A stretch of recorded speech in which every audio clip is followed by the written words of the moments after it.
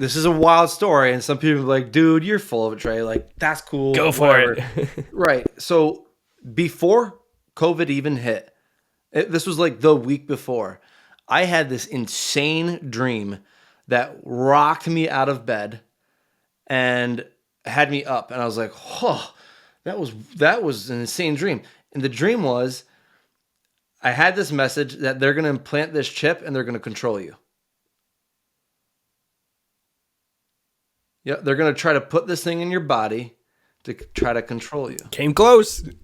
I was like, I mean, dude, I woke up and I was like, huh. And I looked at my hand like, is that in? Like, it felt so real. It was an insane dream. And then a week later, that hit. And I just kept thinking like, this doesn't seem right, what they're telling us. And yeah, I don't know. But that was one thing that I think I truly look back now. And I'm like, I wonder if God shook me right there to be like, here's some discernment for you. Here's how to tell if this is some BS that's going on, and help me out. I mean, dude, I did. I went on a full rampage. I bought thousands of ammo. I bought guns. I bought food storage. Like I went kind of nuts. And looking back now, I kind of went wild. But like it was a wild time back then, where our own governor was like, "Yeah, if they don't take this thing, we're gonna make them. We're gonna come door to door." And I was like, "Come to my door." Yep. Dude, so it's funny, man.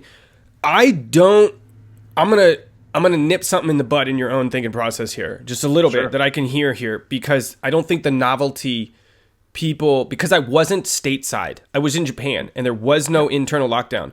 The best vacation I had ever taken in my life, me and my wife and her sister went to Kyoto in 2020. It was cheaper, less crowded, and freaking awesome. Skip Tokyo, go to Kyoto. Anyway, side note, right? They had like promotions because tourism was struggling, so we got like super discounts. Bro, it was freaking awesome. Everyone else, the world's going crazy.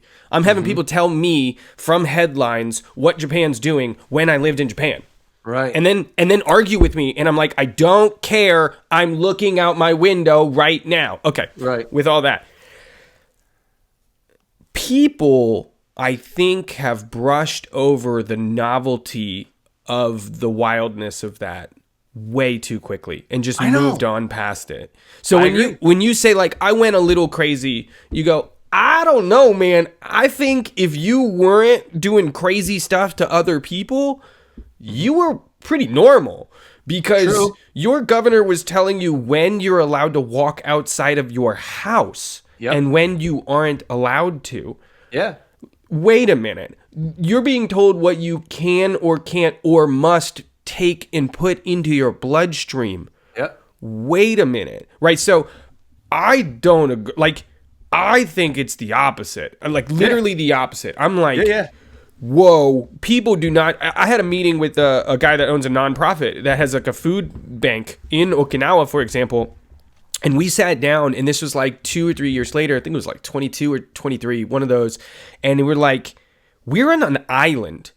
Like, we were closer to Taiwan than Tokyo. We're way closer to Seoul, Korea than Tokyo. It's like Hawaii, right? Is Okinawa. Dude, it could have got real weird, like Hunger Games weird, real quick. Because there's just, like, if the boats stop coming, if the shipments stop coming, like, it's going to get weird, right? I just think people brushed over it so quickly and just like move on, new administration, or move on this or that. And you're like, hey guys, wait a minute. Can we not? Yeah, it's like when someone says something crazy and you're like, whoa, you can't just brush past that. What are you talking about? It's like, we can't just forget that just happened, because... Well, yeah, that's what they did too. I mean, it was like COVID, Ukraine. Yeah. Immediately. Yeah. And I was like, I don't know anything about Ukraine, yeah, which is totally fine. I don't care. But like, did everyone just witness the last 3 years of what they just did to us? And like, yeah, but Ukraine, blue and white, yellow flag, we have to support them. Like, we don't have to do shit. They just lied to us for the last 3 years, and now they're telling us this next thing that we have to be focused on? No. Yep. And then it couldn't even stop it at the Ukraine. It had to go to Gaza, Israel, right? So I had to just like keep snowballing. By the way, nobody gets, excuse me, Kristi Noem gets a free pass. I'm in here in Tennessee. I'm back, baby. I beat my court case, Bill Lee, I'm calling you out. Nobody gets a free pass. So people want to complain. Look, I don't care if you're Republican or Democrat. I'm pro-freedom, period. Right. Okay, nobody gets a free pass, and I'll tell you why. New York is a different conversation. Back in the day, kind of in the late 40s, 50s, it was a swing state. It is what it is now. A liar is gonna lie. A thief is gonna be a thief. The frog got mad at the scorpion for being a scorpion. That old parable. In Tennessee, there has been a super majority Republican for like almost 15 years. So all these new laws that we're making could have literally been constitutional amendments codified that could not be undone without another supermajority. This is before people flocking from Massachusetts, New York, and California into Tennessee. Like, I apologize, but you just had to have a backbone and throw some really good ideas out there, and your supermajority pro-freedom party like could easily have codified things and made them unrepealable and unchangeable and protecting your citizens. I don't want to do a circular firing squad or anything along those lines. That's not the intention.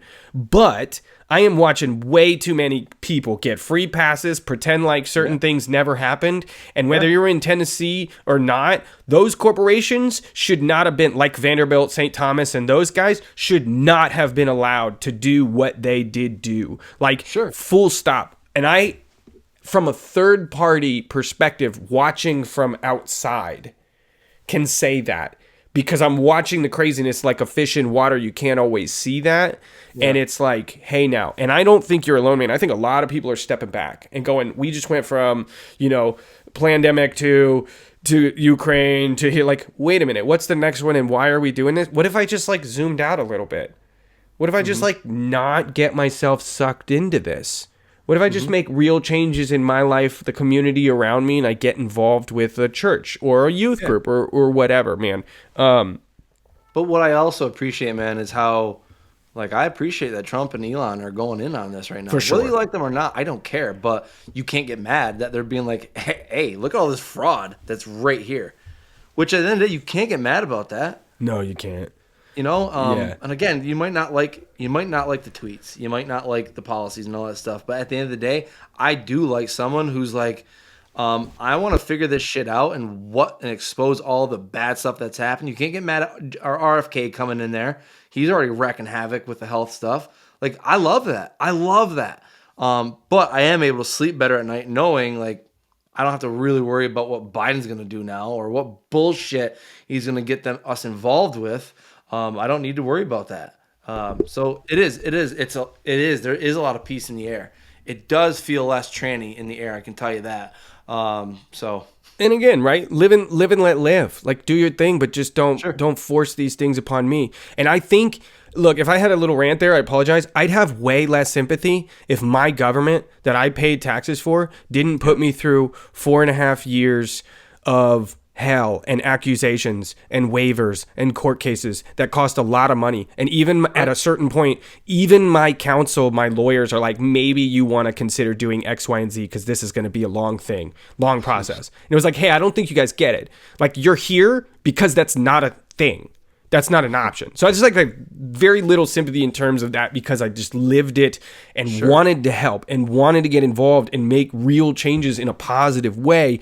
But meanwhile, the people that have the resources, so when you talk about like Trump and Elon, like getting involved and doing this, I'm all about like not necessarily the personalities, the individuals, because I don't care if it would have come from Obama was the revolution candidate. That's why RFK originally supported him. That's why he wrote the foreword with Jesse Ventura in his book, because all of them were preaching like this is a very real revolution process, right? Like I think Jesse Ventura's book was like, don't start the revolution without me. Now, what a lame duck these things turned out to be, but that's just my way of saying I don't care who it is. I care about what's being done here. What's going on, guys? If you like that clip right there, you will love the full interview. You can check that out right there. I'll see you on the next video. Oh, and subscribe because we got a lot of big things coming up in the near future.